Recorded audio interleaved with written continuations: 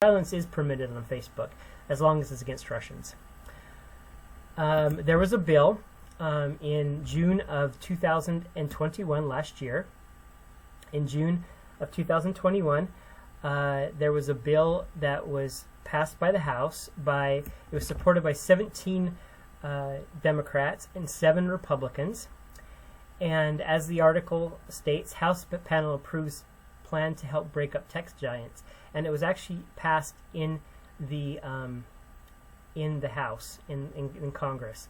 And these are the supporters. I'm not gonna go through all the supporters here, but I'll include a link and maybe even their names of the people that actually supported this bill.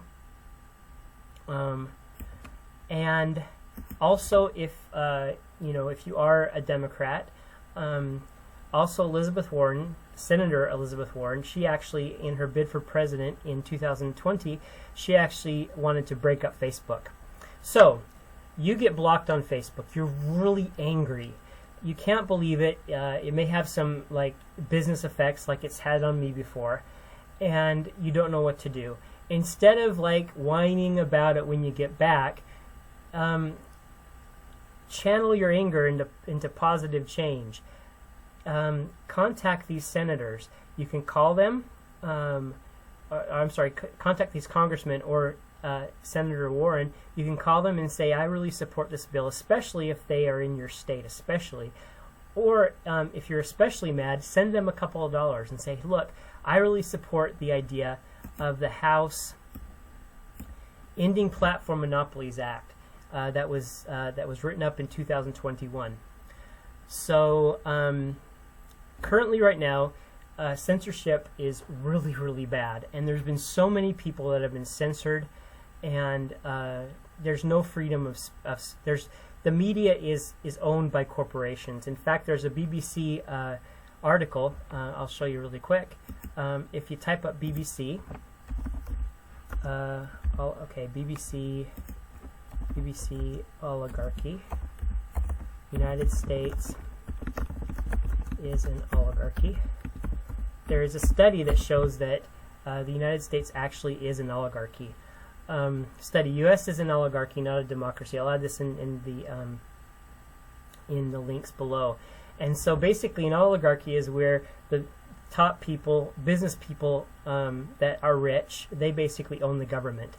And that's exactly what's always been the case in the United States. And that's the thing that I find so funny. I've lived in so many different countries, is the United States always criticizes people for no freedom of speech. But in reality, there's really little freedom of speech in America.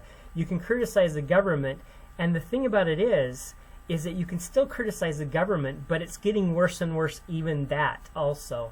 And historically, in times of war, this is a book that I read in law school. It's called Perilous Times, Free Speech in Wartime, from the Sedition Act of 1798 to the War on Terrorism. It was written in 2005. And this book explains in detail how in times of war, the United States, the freedom of speech goes down. Now keep in mind, the United States has been at war for approximately 240 of its 240 years. So it's only been out of war for maybe approximately 17 years of its existence. And in the past 40 years, the only 2 presidents that have not put the United States in war is President Trump and President Carter in the past 40 years. And so all the rest of the time, we're at war. And that doesn't only affect your pocketbook, it also affects your freedom of speech, because when freedom of speech is hurt, when it's hurt the most is during wartime. So I just want to put that. I just want to notify you of that excellent book. I would definitely recommend it. A few days after the Iraq War started, there was a website that I managed, and it had 17,000 people, and it was called The Truth About the Situation in Ukraine, and the page was removed, and it said, your page has been unpublished due to continued community standard violations. This was the violation. Make the CIA pay for trying to assassinate WikiLeaks' Julian Assange. Russia cannot retreat anymore. And this is the link. Abolish the CIA. Like Jeff's Facebook group, Progress for Peace. Learn more about Young.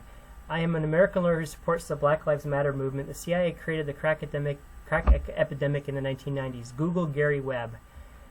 And so that's what I posted. And that's the reason why this group of 17,000 people got blocked. By the page is no longer in existence.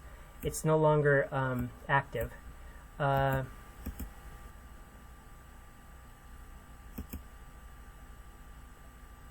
don't even know if I can see members on here anymore. Anyway, there were 17,000 people on this group, and it was blocked because of that message. And please tell me how that is defaming anybody, and how that it's just not telling the truth. Facebook has an agenda. It's a lackey and it's a lapdog for the United States government.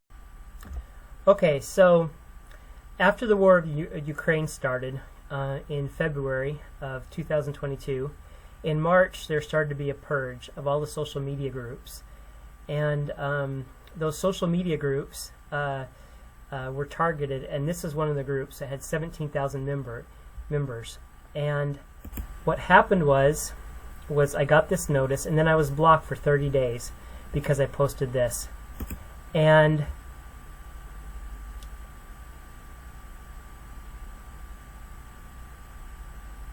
this is the reason. And then what happened was that after I was blocked for several days, 2 days actually after, my group, Central Intelligence Agency, CIA, Abolish, was also removed.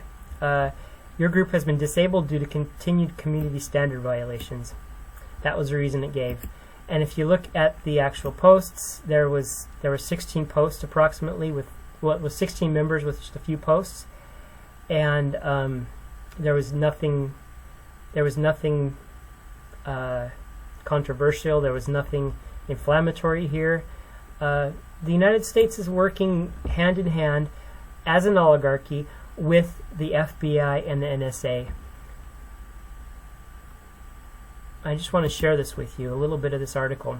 How the NSA and FBI made Facebook the perfect mass surveillance tool. This is from VentureBeat. The National Security Agency and the FBI teamed up in October 2010 to develop techniques for turning Facebook into a surveillance tool.